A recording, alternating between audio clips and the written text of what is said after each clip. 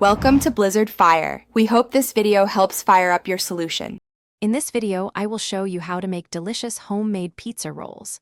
First, let's gather our simple ingredients. You'll need 1 can of crescent roll dough, about 1/2 cup of your favorite marinara sauce, and 1 cup of shredded mozzarella cheese. You can also add mini pepperoni or other small toppings.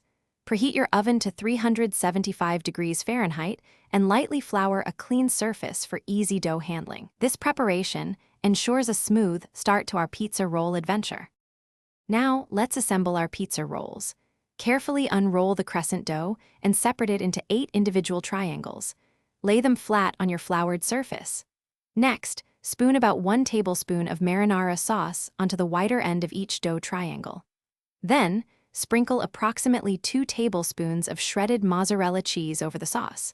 Feel free to add a few mini pepperoni or other small, pre-cooked toppings for a personalized touch. This step is where the magic begins. With your fillings in place, it's time to roll. Starting from the wide end, carefully roll each dough triangle towards the pointed tip. Make sure to pinch and seal the edges firmly to keep all that delicious filling inside. This prevents any cheesy leaks during baking. Arrange your perfectly rolled pizza treats onto a baking sheet lined with parchment paper. Bake them in your preheated oven for 10 to 12 minutes, or until they are beautifully golden brown and bubbly, almost ready to enjoy. Your homemade pizza rolls are fresh out of the oven. They'll be hot, so let them cool for about 5 minutes before taking that first bite to avoid any burns.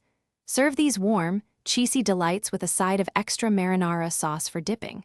They make a fantastic quick snack, a fun appetizer for gatherings, or even a light meal. Enjoy the satisfying taste of your perfectly crafted pizza rolls with friends and family. Happy eating!